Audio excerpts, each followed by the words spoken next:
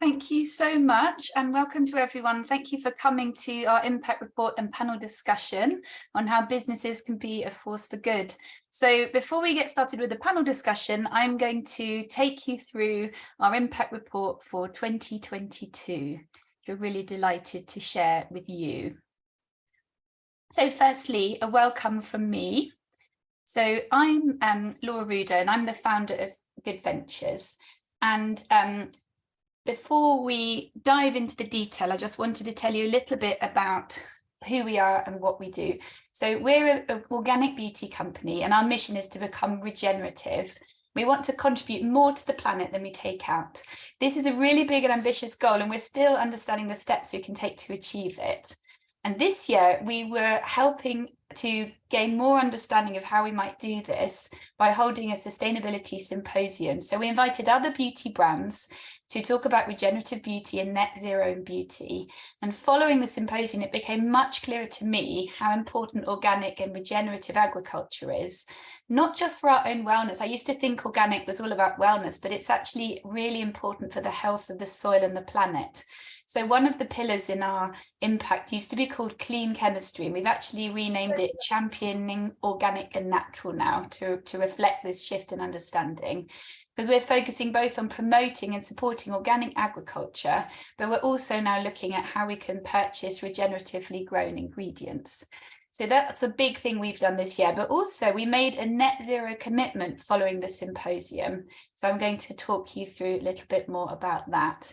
And then finally, the other really big news is that we were delighted to achieve B Corp status in September 22.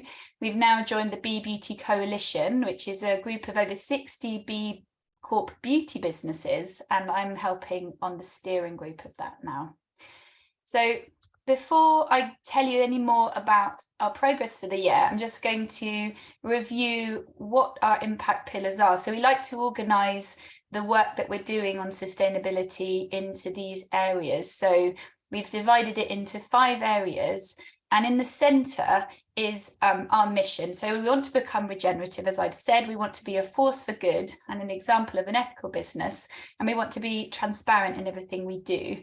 And our pillars, so the top one now, and I think probably our priority one, is championing organic and natural to help regenerate the natural environment and keep our customers healthy by using organic and natural materials, but also very important, protecting biodiversity and soil health, zero carbon, so going beyond carbon neutral towards net zero, kind to all, which is lots of different things, including our certifications for vegan and cruelty-free, which I'll go through in more detail in a minute, and also zero waste, so trying to move towards becoming a circular business. So we are working on all of these. None of them are perfect. They're all a journey, and I'm going to take you through what we've done this year to get further towards them.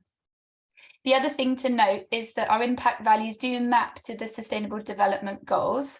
So we've identified 9 goals out of the 17, which we think we are making an impact on.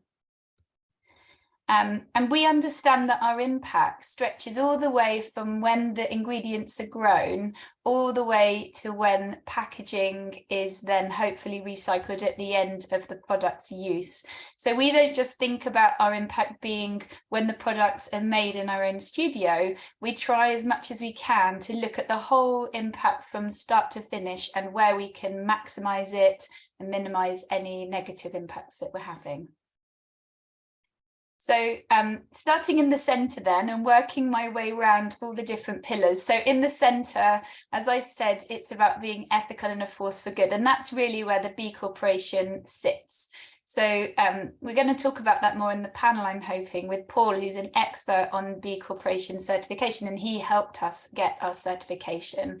We had to pass a really rigorous assessment. It didn't just look at our products, it looked at the whole of our business and our impact on several areas, on workers, on the environment, the community, customers and governance. So that is a very broad and comprehensive look at a business. It took us a long time to work on our application, and then it took 9 months to wait to be assessed, and we finally got our certification in September 2022. And we're so proud of this because it's really hard to become a B Corp. There's about 1,000 B Corps in the UK and about 6,000 worldwide, but it's a growing movement and we're really proud to be part of it. And personally, I feel very pleased to have met lots of other B Corps who were also trying to be a force for good, because I've been trying to do that for a long time, and now I feel like I'm not doing that by myself anymore, which feels really nice actually. So it's been a real joy to meet lots of other really amazing B Corps in this process. So the other sort of central things, so I've already mentioned regenerative agriculture, but what does it actually mean? I've been deep diving in how we can become a regenerative beauty brand. So firstly, I've been reading things like Paul Hawken books, where he really talks about regeneration.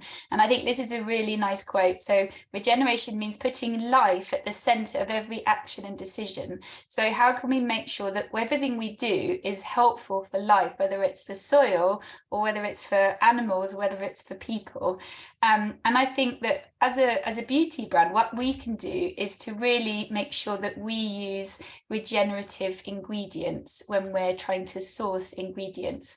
So when you grow an ingredient regeneratively, it's a holistic, sustainable approach to farming. So organic is a really big part of it, but it's not the only part. So really, regenerative agriculture is aiming to restore the soil. So it's conservation, it's soil health, it's not using things that are going to damage the soil, things like pesticides and synthetic fertilizers. So large-scale commercial farming can be quite unhelpful for soil, and that's really depleted the soil health. And this really is bad for the environment, and it's bad for biodiversity. When the soil isn't healthy, the soil actually contains friendly bacteria, like our guts do, and things that are bad for us are also normally bad for the soil as well. There's more organisms in a handful of soil than the number of humans who have ever lived, and actually they help to lock carbon from the atmosphere and trap it underground. So there's a recent report by the Rodale Institute suggests that if all the land capable of being farmed was managed with soil health in mind, it could trap all the CO2 emissions produced by humans and then some. And the problem is, if we don't work on regenerative agriculture, most of the world's topsoil will be depleted in the next 60 years. So this is a problem and a really big deal. When things are grown regeneratively, it protects soil from being flushed or blown away, and things that are grown in the soil help to feed those friendly bacteria and retain water in the soil and help the soil structure to be good. So one ingredient we've started using is Kalahari melon, which is one of the most sustainable cosmetic oil on the market. We would love to find more regenerative ingredients, that especially ones which are certified to the new regenerative agriculture standard that the Rodale Institute have launched. But at the moment, it's so early stage, we can't find any. But the first thing we found, as well as our organic ingredients, is Kalahari melon. So this oil comes from South Africa, from the Kalahari Desert, and that area's had the worst drought in over 80 years. And this has meant that farmers have been unable to grow crops, and this has led to, economic ruin for them. And it's Africa's best kept secret. It used to be seen as a weed, but actually it's incredibly hardy, it's drought resistant, and it helps to reduce soil erosion. And it has an amazing fatty acid profile as well for use in skincare. So we've put it in our Kalahari Dream cleansing oil, and it makes both an environmental and a social impact in a part of the world where climate change effects are really being felt. So I think it's a really great example, and we love using it and talking about why it's beneficial. So I'm moving now into all of our different pillars. So the first one I'm focusing on is championing organic and natural. So we have achieved the Cosmos certification for 43 of our products, which is 93% of our current products. And our target is to get to 95% plus. So we're well on the way to achieving that goal. And certification is really important because it helps us to prove that our products are truly organic and natural. We're not just saying it, we're actually getting them independently verified, and here are the logos that back that up. The other things that relate to this area, this pillar, are things like microbeads. So people sometimes were using plastic and that was going into the environment. We've never done that. We use things like upcycled particles from coconut shells and sugar grains, and also other things as well, to make sure that we're only using natural things that are not going to harm the environment. We also don't use any genetically modified or nanoparticles in our products, which are not allowed in the Cosmos standards. And we don't use synthetic sunscreens. These are known to be potentially damaging for reef life. So we use zinc oxide instead as a sunscreen. The other thing is that in our packaging, we use safe plastics where we want to use plastics. We often use glass. So we use things like PET and PP. And I'll tell you a little bit later about the recycling element of that. But here, these plastics are safe. They don't produce any harmful byproducts for people or for the water systems. So we're still working on this. Our future goal is that 95% plus of our products will be certified organic and natural, and we're well on the way to achieving that already. So the next pillar, zero carbon. So this is going beyond carbon neutral towards net zero. So for the last 3 years, we've been measuring and offsetting our carbon footprint. Last year, we managed to fully measure and offset our footprint across full scope 1, 2, and 3. So that includes all of our supply chain. And this year, we've measured it again. We've seen a 2.3% reduction on last year, which is great. We've now actually also published our product level footprint on our website. We can only find one other beauty brand in the whole world who've done this so far. We'd love to see how we match up to everybody else, because we think, because we make our products in our own studio, they're probably lower carbon, but we can't prove it because we don't have very good benchmarks to go against. So we're challenging other beauty brands to publish their product level footprint on their websites as well, and we would love to see that data. So over the last 3 years, we've offset 894 tons of carbon, working with Earthly, who will be talking a little bit later about the work they do. And we've worked on 2 projects, one in the Amazon rainforest, and then this year we started supporting a new project in the Indonesian peatlands, which I'll show you some photos of in a minute. The other thing we've been doing is we try and get as much of our packaging locally as possible. So we know that a lot of the carbon is in transportation. So 85% of our packaging is sourced from the UK and Europe now, which is up from 79% 2 years ago. So we've been making progress on that.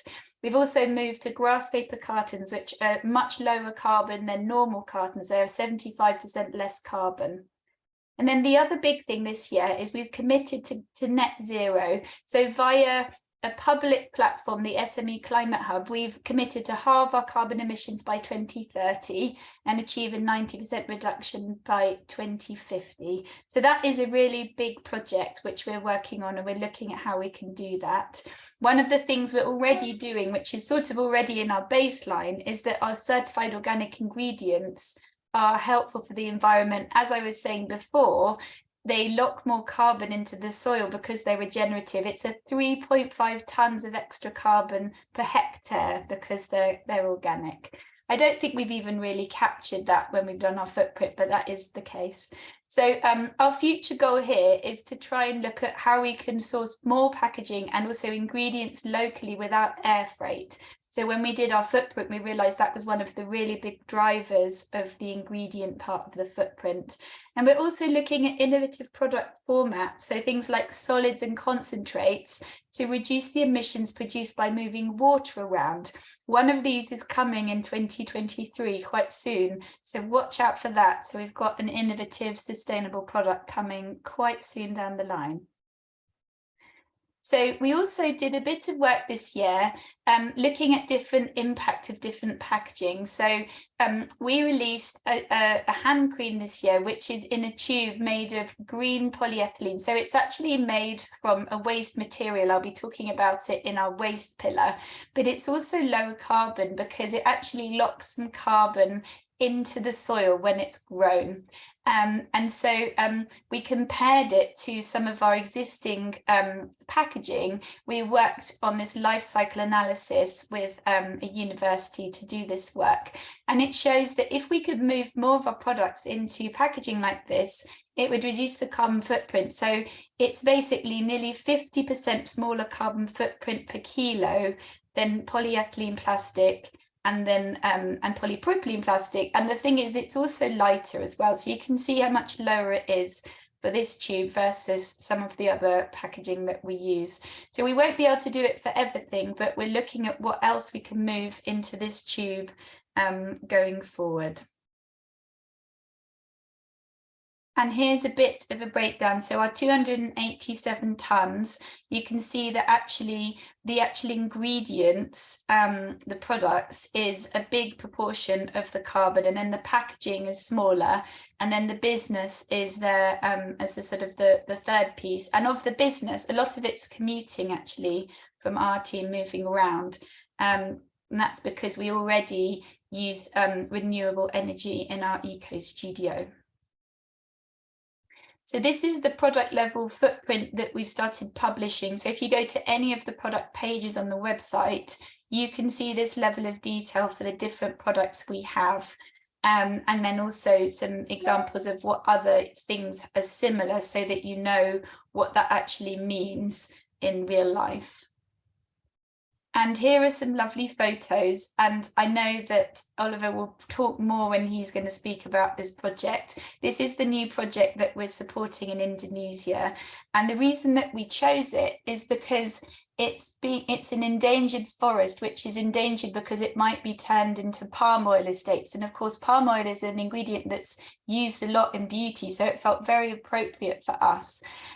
So this amazing tropical peat forest, which is highly endangered, is home to rare organisms. Things like orangutans live there, but also it holds an awful lot of carbon. So if it's removed, it would be really, really damaging for the environment. And then as well as helping both biodiversity and the environment, it also has a really nice social impact as well. So far it's helped 120 threatened and endangered species. And then it's also it's benefited 9,000 people with improved healthcare and education. So I really love the fact that it's not just about carbon, it's got all these other benefits as well. And I'm sure Oliver will speak more about that when he talks a bit later. So the next pillar then, zero waste. So we're aiming to become circular, although that's a very challenging goal. So I think, you know, we're not that far along that journey, but we're doing what we can. So one thing we've done this year, as I was saying already, is we've started using low impact packaging materials. And why this fits into zero waste is that the sugarcane is actually it's a waste material from the sugar industry. So the bagasse that we use would otherwise be thrown away, and now it's being turned into green plastic. So that's really nice and you know, great sort of saving. There are other things as well which are lower waste. So we use things like grass paper, as I said before, and the grass is a really fast growing crop rather than wood. So it's a very efficient material.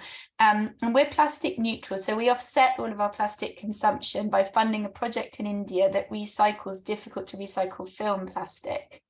And I said I'd talk more about our different types of packaging. So already 100% of our bottles, jars, cartons and lids are recyclable. The only piece of any of our packaging that's hard to recycle is our pumps. So for that, what we offer is a scheme where you can buy a refill for many of our products to reuse the pump. And so we can reuse that rather than making that need to be recycled. The other thing is we measure how many of our materials that we use in our products are recycled. So we use 100% post-consumer recycled plastic. And we use that in our bottles and in our jar lids. So 30% of the components we used in 2022 were made of recycled materials. So in terms of working towards circularity, we're working with some of our retail partners to offer bulk refill schemes. So places like the Office Group, restaurant chains are starting to use refills rather than use single-use items. And we're giving products in 5-litre refills for them to be able to do that. So on this, we're hoping to make more products available with refills next year. And we're hoping to find a completely eco-friendly solution for our sample sachets. So we currently use a solution that's got 40% less plastic, but I would like to find a solution that was completely compostable, and there isn't one on the market that works yet. So that's something I would love to do in the future. Just a little bit more on upcycling. So as well as using the green plastic from sugarcane waste, we actually use some fantastic ingredients that are upcycled. So coconut particles, instead of using the plastic, the coconut particles are from shells. So those are from the coconut food industry. But then we also use raspberry oil, which comes from the jam industry. And raspberries are a really fantastic oil. It's full of antioxidants and essential fatty acids. And so they take the seeds, once they strain them out of the jam, and then they can then crush those and turn those into oil. So we use several other ingredients like that in the range, which are all upcycled, which are all from waste materials. So moving to the next pillar now, protecting biodiversity and soil health. So this is about how we can help to improve soil health and preserve forests and wildlife. And the big news here is that we've now validated all of our sources of palm oil, and we now only are using palm oil from sustainable sources. We didn't have to swap many ingredients. They were almost all already sustainable. We had to swap 1 or 2, but we didn't have the validation of it. But now we've got that. So we were hoping to do that by the end of 2023, but we've managed to achieve it. So we're really pleased about that. So other things we're doing which fit into this, of course, the regenerative Kalahari melon seed oil, which helps to improve soil health. And actually also organic really fits in here as well. So 60 of our ingredients were organically grown. And this helps to enhance biodiversity as well by up to 50% more than conventional farming. And as I've already mentioned, this fantastic new project that we're working with Earthly on has got some really great biodiversity impact as well, by protecting this endangered peatland in Indonesia. So our next goal here is looking how we can find more regeneratively farmed ingredients. So I've been talking to farmers in the UK, educating myself, and also looking about where we can find more regenerative ingredients and supply chains. So that's a project that's ongoing, and we're even looking at, can we grow our own ingredients regeneratively and then extract those ourselves? So we're working on a project to do that as well. So the next pillar is kind to all. So this is all about being kind in all different ways. So how can we be kind to animals? How can we be kind to people as well? So different things in this area. So one of them is that we wanted to keep our products affordable for everyone. So we've seen an increase of more than 15% in our cost of goods, but we internally absorbed a large majority of that. So we tried to minimize our price increase. We made a price increase of 4%, that we absorbed everything else. We've also introduced Klarna on the website as a payment method to allow customers to be financially flexible. And an update on our team, we have over 30 people from 11 different nationalities. Majority of the senior roles are held by women. We are living wage and living hours certified. So we don't just pay the minimum wage, we will pay the living wage, which is something that has been determined by this living wage body as a wage that you can actually live on. And we put pay increases in place for our team this year to reflect the cost of living increases and the rise in this living wage.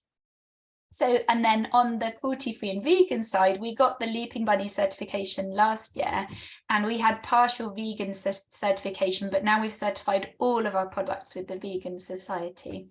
So my future goal here is to try and map out our entire supplier chain from field to factory. We would like to contribute to an industry database to try, which would be open source, and it would have information on ethical environmental measures to enable us to do this. There's something similar in the fashion industry called the Higgs Index, which was started when Nike open sourced all of their ingredient data. So I'm talking to other brands and businesses in beauty about whether we can all open source our data that we've all been gathering so that we can all share it, and then we can try and pool all of our resources together to get this really difficult to collect information. And here's a few lovely stories about some of the ingredients we do know about. So we've talked about the Kalahari melon seed oil already and how it has a lovely impact on people as well as on the environment. But here are a couple of other stories. So we've got, my computer seems to have frozen. Come on, computer. Here we go. So we've got bakuchiol, and this comes from India, and this is in our bioretinol C booster. So this is obtained from a plant in India, and it's wild harvested, and the supplier works with a local foundation to help the local communities to hand harvest the crops. And they're now improving the ecosystem of the plant and trying to see how they can increase the yields so that they don't need to harvest as many of the seeds. And then we also have a lovely story about shea butter. So this comes from Ghana. It's traditionally manufactured, and instead of sourcing the raw material there and producing the butter in Europe, the manufacturing process and the values stays local. So this means that the Ghanaian women can traditionally handcraft the shea butter, and this then goes to helping to improve healthcare and children's education and the creation of local jobs. So I'm going to stop now and hand back over to Paul to take us into the panel section of the evening. Thank you, Laura. So much to talk about there, and it just reminds me, I've been fortunate enough to work with you for a little while, and even just from your impact report last year, how much is contained with it and just how much work you're doing in so many different areas, which is fantastic to hear. Anyway, enough from me. Something that I did notice just about the way that you put this together is actually you consider very deeply what goes into your products and how that's created and the ingredients that you use. You've talked about that a lot and how much that informs a lot of your business. And you've already mentioned a few times that you don't do this by yourself. So I'd like to invite Oliver to say hello and introduce Earthly, talk a little bit about that, and also the collaboration that you've been doing with Evolve that has sort of led to a lot of what Laura's just been talking about. Thank you, Paul, and yeah, great to be here. Thank you for inviting me, and I just want to say a big congrats to you, Laura, for getting that B Corp certification. Having been through the process, I know how difficult it is. So it's a great accolade to have achieved, and also out of all of our clients, and we're really proud at Earthly to be helping 500 companies invest into nature. I'd say that Evolve is definitely one of the most progressive with your ambition and the work that you're doing, and we would love all of our customers to be on the path to be a regenerative business. So just wanted to sort of say a big congrats and thanks for being a leader in this space in that regard. So yeah, as I mentioned, we help companies invest in the world's leading nature-based projects, and we're really focused on projects that not only remove carbon but restore biodiversity and also support those communities connected with those projects. We developed a project assessment tool, which I can share a bit more information on a bit later. And we also have spent a lot of time looking at the impact that the projects we work with deliver, and helping our customers find the stories and find the assets, the photos, the videos that really bring to life the investments that they're making into these projects. And yeah, happy to sort of talk a bit more about that and what's happening in this industry, and also some thoughts around this general movement we're seeing towards regenerative business as well. But thanks for having me. Amazing. Just before Oliver continues, I just want to check that my screen is set up so everyone can see Oliver's face while he's talking. Can everyone see him? Can you just give me a thumbs up or shall I stop sharing? Oh, you can. Good. Because I was worried he was talking and no one could see him. Perfect. I'll let you keep going. Sorry. Yeah, no, that was it. And I was going to say, Laura, if you could add me to share my screen, then later I can also share some extra slides on. Yeah, on that's business. completely fine. What I'll do is I'm just stopping sharing now, and I think now you should be able to. So can you share now? Yeah, would you like me to do a quick overview now of? If you want to, Okay. otherwise whenever you're ready to, that's totally fine. Yeah, no, perfect. Why not do it? Great. Here we go. Wrong one. Get this right. Sorry. There we go. Perfect. So should be able to see that.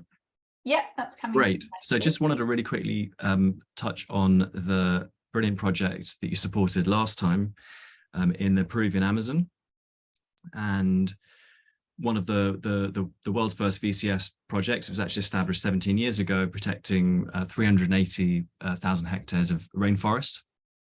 And they've done some amazing things. They've planted 1 million high-value indigenous trees, and it's a real biodiversity hotspot. So you can see cheetah here, scarlet macaws, toucan, and they've been really well known for working with the local community, providing sustainable livelihoods through the growing of local crops. And they've also recently signed agreements with local indigenous communities to co-create projects to protect further areas of the Peruvian Amazon. So just wanted to touch on that. And at Earthly, as I mentioned, we spent a lot of time looking at our project assessment, and we have 7 amazing scientists that we're working with, and they've helped us create this assessment, which we launched at the end of last year, which looks at 106 data points from projects around carbon, biodiversity, and people impacts.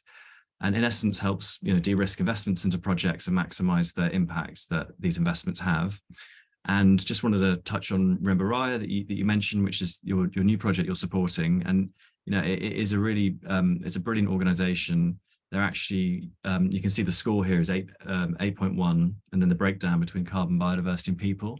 It's one of our highest scoring projects, and actually supports every single SDG goal, which is really, really rare. So yeah, this is where it is in Indonesia. And as you mentioned, it's a peatland protection project. And the reason why it's so important to be supporting these peatland protection projects is they actually represent 5% of human emissions, and they are under supported in general if you look at the project landscape. One of the reasons we love this project, I know you loved it as well, is the support they give to the local communities to develop alternative livelihoods, including education and employment. And it's a real biodiversity hotspot. So there's actually over 100 IUCN red list species that are supported, and red list species are those that are under threat of extinction. And then there's this chap as well, so orangutan and yeah, proboscis monkeys. And that is the end of my quick presentation. So I'll unshare my screen. Thank you, Ollie. That's great. And we're in a world where there seems to be an ever increasing clamour and desperate rush to just plant as many trees as we can and say, that's it, we're going to offset, and that's the way to do it. You obviously don't do that, and you believe very firmly in it's got to require deeper thought. So I was just wondering if you could expand a little on why nature and biodiversity is so important to businesses, and how they can get involved, whether with you and the sorts of things they've got to consider if they want to include nature in their business activities. Well, I think, look, following Laura's example, doing a complete audit of your company and your supply chain and your products, and starting to, where possible, purchase regenerative ingredients is a great sort of case study for people to be looking at. But for us, we often talk about the interlinked biodiversity and the climate crisis. And actually, if we get to net zero by 2050, but we don't fix biodiversity, then we're still going to be in a really difficult situation. So we love high quality nature-based solutions, because they could tackle both carbon and biodiversity, whilst supporting those communities who are typically at on the front lines of our changing weather. And what's been really exciting is we're seeing more businesses come to us who are not just carbon focused, and they really want to support projects that over-index on biodiversity. And that's one of the reasons why we've structured our scoring and our assessment in the way that we have, with a third carbon, third biodiversity, third social, is you can specifically find projects that align with your values. And that might be, over-indexing on biodiversity support, if that's a key importance to you. The one thing I will add is all the projects we work with meet minimum standards across all key indicators. So there's that minimum standard that's met. Thank you. And if businesses are looking to get involved with a project around biodiversity or nature, and they think this is something they want to do, and they perhaps align with the values and maybe narrowed it down to the types of maybe geography or social impact that they want to have, but what are the sort of things they should be watching out for, or some of the critical questions they should be asking themselves to make sure that they don't choose something that is actually not going to have an impact at all? I heard you mention VCS earlier. What you could explain what that means? Yeah, so you know, there's different certification bodies that one can look at, but we have, we've also found that there's a range of quality even within certifications, and really that was the desire to create this assessment that is agnostic to different certifications and really looks into the detail from a project perspective. So talking about biodiversity, is there a baseline on biodiversity, which is critical to know if there's been a gain. So that's one of the kind of key metrics that we look at. The context awareness, transparency, ecosystem benefits are all kind of, key indicators that we look for when we screen. And we look into the project PDD documentation as well as other sources. We have a partner with a company called B0, and we bring in their data as well, and we stack it to ultimately, create a higher resolution of if a project's high quality or not. So I think I'm biased, but working with a partner to help you navigate is recommended, especially when there's a real range of quality and nature-based projects on the market. Thank you. And as someone who is starting his own journey on potentially looking at projects they want to get involved with to mitigate and perhaps even offset the impact of my own business, I know how challenging that could be. But I think something that's quite important, Laura is a B Corp, involves a B Corp, but Earthly is too. And I know you wanted to talk a little bit about how actually nature and biodiversity can feed into companies that want to go down that road. Yeah, I mean, it's a great framework to understand where you're at as a company, even actually doing the assessment, regardless of if you get the minimum score to become a B Corp, know your strengths and your weaknesses.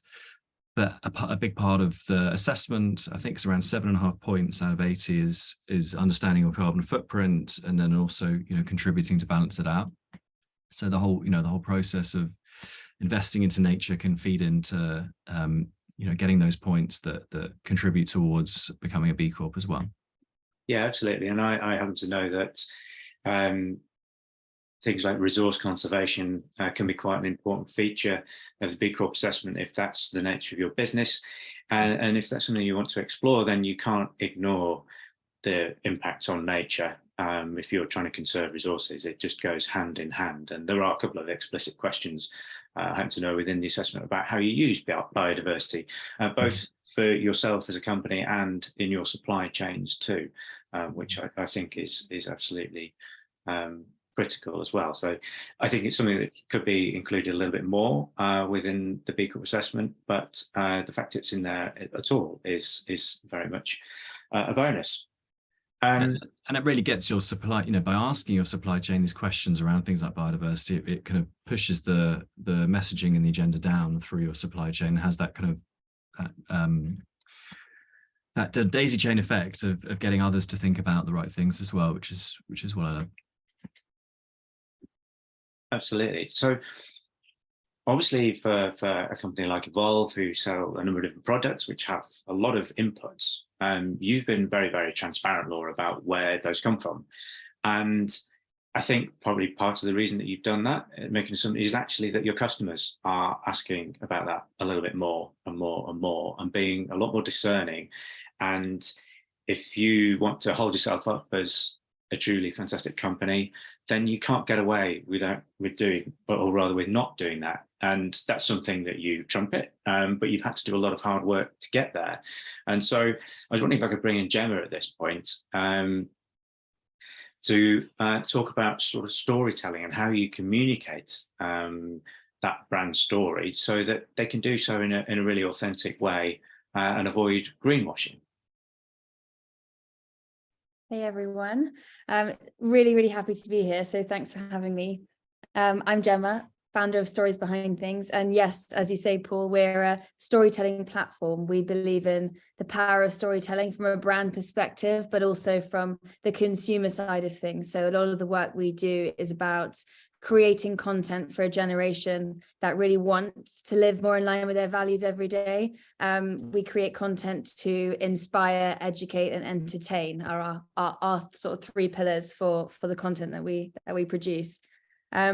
Yeah, I mean, communicating a brand story is a really difficult one, right? And Laura, I'm sure that you felt this at times too. When you have lots of really positive things to share, sometimes it can come across as just adding to the noise. We've all seen that sustainability has grown as a trend, which is a really great thing. But we also have seen sort of the rise of greenwashing as well, and the use of sustainability terms as a marketing tool. So using clear, concise words, always backing up with data, is something that we always encourage our audience to do. And the power of individual action sort of is important as well when we're considering how brands communicate.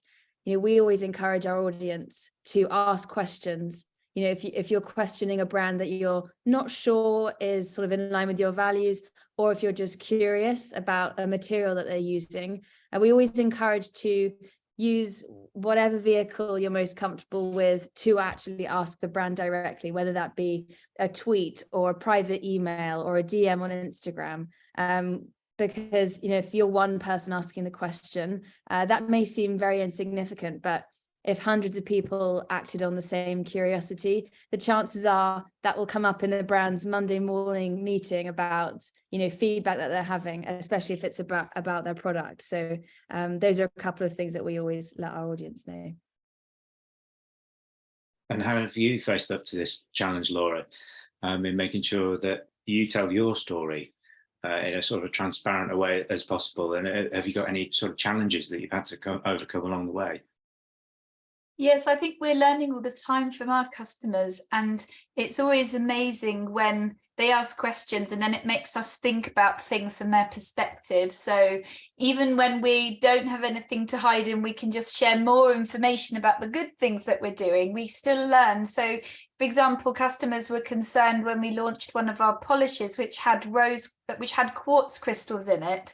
They were concerned about whether we were smashing up big quartz stones to make it. And they didn't like that idea, but also I think possibly were also concerned about whether it would scratch their skin. So we found from the manufacturer that actually the little quartz particles, they're from Brazilian mud, and actually you wash away the mud and you find these little rounded crystals. So we could go back to the customers and say, you know, don't worry, we've not smashed up big stones. We're using these little tiny stones that come from the mud. And so, you know, we're not wasting these great big crystals, and also they will be gentle on the skin. And we learned during that process more than we currently knew about those ingredients. So I think we're always learning from them, and we're trying to also take them on the journey that we're going on as we learn more ourselves about regenerative, you know, and everything it means. So we're kind of learning together, I guess. And I think that I completely agree that it's very confusing for customers, and what we're trying to do is to be transparent about what we are and we aren't doing, and also try and back up what we're doing with certifications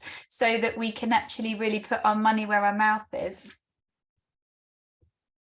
Yeah, I'd agree that data is so important there, and the certification is very much part of that. But I personally love the way that you have that data for each of the products that you have with the sourcing and that sort of thing. I think incredibly hard to do, but really, really important. You know, it's really heartening to see that. And as you've already mentioned, you very much hope that others will follow in your lead.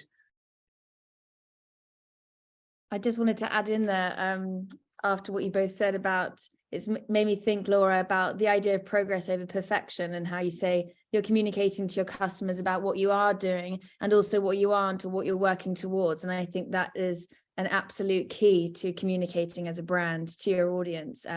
We get tons of brands, we consult for brands in the communication side of things, who are completely scared of saying the wrong thing. And often it means that they say nothing. And that's the worst position to be in, I think, as a brand in this sort of market, where we need honesty, we need radical transparency, and the customer can then make an informed decision on whether your brand aligns with what they're trying to purchase. So I love the idea of progress over perfection.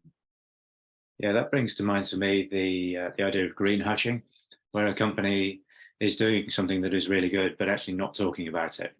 And Gemma, I wonder if you've got any advice for companies who might be a bit wary of talking about the good things that they are doing, for fear that they'll be called out for maybe getting it wrong and not being perfect.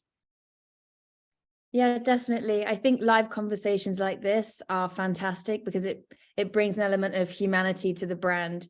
You know, instead of seeing just statistics on a piece of paper, you can actually hear from the people and the humans behind, you know, what the brand is creating, and giving the customers ultimately, you know, a Q&A session to ask questions and learn more about it. So I think adding that human element to a brand is really helpful when trying to communicate sustainability and to just cut through the noise.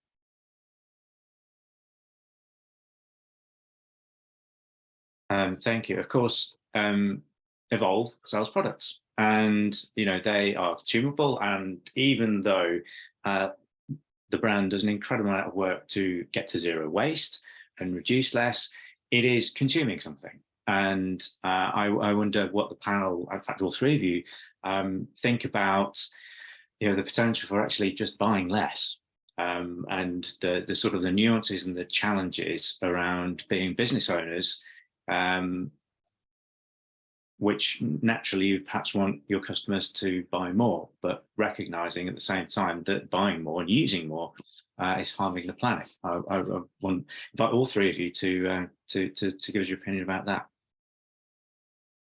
We've been thinking about how we can make products that are multi-purpose for customers. I think it's very relevant, particularly at the moment where people are maybe a bit tighter on budgets as well, and they're looking for, you know, how they can use a product consciously, buying only things they need. And I think, you know, one of the things with skincare is you can overdo it with skincare. You can use too many products, and that can be actually quite, you know, irritating for your skin. So I think it's important to find the right products and make sure that, you know, you actually buy consciously.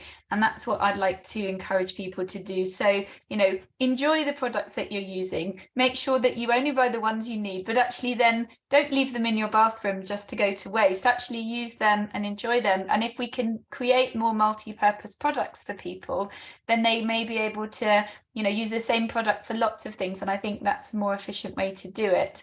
There is a trade-off between trying to sell people things and trying to be sustainable. I guess if we can give them a greener, more sustainable alternative, I feel comfortable that the goodness that's built into our products is going to hopefully then replace something else that they would buy that isn't as sustainable.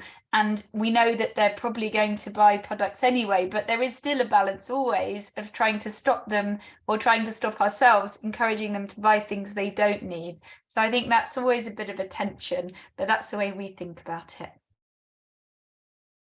I was gonna add to that. You know, I think we need to consume more carefully, but the reality is that consumption is here and it's not going to go away. And I think what I'm really excited about is this shift to regenerative businesses, where a company gives back a lot more to the planet than they need to take to exist. And if those products and services are consumed, then, you know, there is that net positive, you know, impact to the planet. And so, you know, I like to believe we'll get to a point where, you know, we'll see brands kind of competing on the good that they're doing and the net positive they're having above and beyond quality and price. And that will be a really exciting place to be. And we're already seeing the trend towards that direction from the customers that we're dealing with. So that's my hope. It's a good one. And Gemma, how about you? Have you seen any relationship between what we as consumers buy and actually our own personal well-being, our own happiness? Absolutely. It's one of the core pillars that the platform was founded on, is the basic idea of buying less and having less stuff makes us generally happier. And it goes hand in hand with the growing trend of wellness and sustainability, regenerative farming, things like that. Is our consumption habits are becoming an extension of ourselves, and we want to feel as though our purchases are aligned with the kind of people who we are or want to be. So I think that's a really positive thing that we're seeing with consumer behavior, that where possible, even if it's with more luxurious purchases or just your everyday, that it's becoming a real positive addition to your mood, mental state, mental health, when you can feel good about what you're essentially voting with your money for. Yeah, that's a powerful lever we can all pull, is actually choosing how and who we spend our money with. It's very much something that anybody can do, because we're all consumers. Now, I'm conscious that we've not heard from anybody else. So for the watching audience, if you have any questions, please either stick them in the chat, or you can raise your hands quickly and I can come to you. And if you're happy to speak on screen, then we'll let you do that. But while waiting, people perhaps thinking about that, something that Laura has also talked about a lot, and it just comes through in her whole report, is the idea of collaboration. And that's a bit of a buzzword, I think, that people like to collaborate and do things with other businesses, but it's not just from a commercial perspective. I don't think it's fair to say you could have got to where you are today, Revolve couldn't, without actually working with a number of different people over a long term in a number of different ways. And so I was wondering what the whole panel think about how important that is for businesses that really want to go on this journey and be better. I think it's very important. And there was one example that sprung to mind on collaboration towards sustainability, and it was on packaging. And it was where I heard a story of a group of brands that were buying a certain raw material or certain packaging material that was unsustainable. And they collectively went to their suppliers and said, look, we have a demand together between us of this amount. And if you can create, more sustainable packaging at this pricing that has these properties, then we will all support and buy it. And by doing that, they were able to kind of de-risk it for the packaging manufacturer. And I always thought it was a really neat example of, collaboration for sustainability. I love that example. And I was going to say something more general, but in a similar vein, which is that we try to have long-term relationships, because we think it's the right way to do business with our partners, and try and sort of really work with them collaboratively. So whether that's our carton board manufacturer who's based in Gerrards Cross and pops around to see us, or the people who supply our packaging and the ingredients companies we work with, we like to form long-term relationships and really treat our suppliers and our customers and our employees, in a long-term way. I just think that's the right way to do business.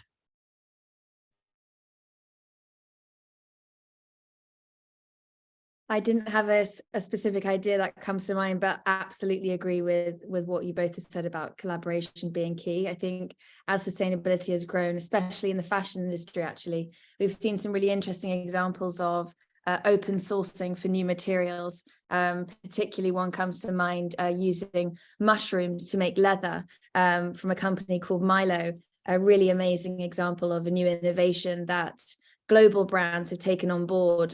They now sell to sort of all of the luxury partners, Stella McCartney, Lululemon, some really interesting examples of how usually they would not be promoting the idea that they're using the same thing, and actually using it as a collective marketing tool, but also it being a really important step towards, stepping away from animal leather and things like that. Yeah, I mean, this is, to me, is something that is typical of the B Corp community as well. B Corps often collaborate with each other on a number of different things, whether it's specific product lines or innovations. But I know that there are various working groups around specific areas of activity. So the Beauty Coalition that Laura mentioned right at the start is a key one. I think that's fantastic that collectively the beauty brands that are within B Corp community are getting together to change their industry, because that's where real change can happen. Unless you're a huge, powerful brand, you're really going to struggle on your own. So actually, why not work with others? And we're, as I like to say, we're all on the same team here. We're all trying to get to a better future. And so why not work with others who feel the same? And it's just a lot of fun as well. I think, it's very enjoyable as a personal perspective. We are coming up to the end of our hour, and I don't want to keep people from the rest of the evening. So I thought before we go, one final question I'd ask all of our panel is, what's the one thing you can get the audience to take away, either as a consumer or as a business? What's the next thing that they could do to move either themselves or the company they work for along on a sustainable regenerative journey? I think as a consumer, if you can buy as much as you can organically, then you're doing a lot for the environment, more than I even knew before I started looking into this. So yeah, buy organic, not just beauty, but wherever you can. Happy to throw in. I think, despite the media we've had recently about some nature-based projects, the reality is there's a huge funding gap to nature, and we desperately need to get money towards nature protection and restoration. So I'd really advise people not to be scared of, supporting the right projects, that have been screened and have scored highly. And because we need all the money we can get towards towards protecting and restoring nature. Love that. I would add to practice using your own voice. Pick sort of 3 or 4 of your favorite brands that you think are doing great things, or 3 or 4 brands who you're not quite sure, and just start to open a line of communication and see, what you get back from them, how much information there is on their website. And I just encourage you to start navigating the brands that you're shopping from. Thank you for those answers, and also thank you for your inputs, everybody on the panel. It's been a really illuminating hour, I think, and as you said, Gemma, I think it's great to have these conversations. Actually, that's a really important thing, and to share. So I think the final word should probably go to Laura. So I'm going to hand back to her if there's any final thoughts. And what's next? I think I should probably say that your impact report is on your website. Is that true, Laura? Yes, that's right. So we published the full impact report with all of the detail on the website. So check that out. And I just wanted to wrap up by saying thank you to all of you, to Paul, to Ollie, and to Gemma for helping tonight to talk about sustainability, and really great conversation. Really lovely to spend this hour with you. And thank you to everybody else who came on to listen as well. I hope you found it useful. And yes, thank you, everyone. It was lovely. Thanks for having me. Oh, you're really welcome. Okay. Bye, everyone. Thank you very much. Cheers. Bye. Bye.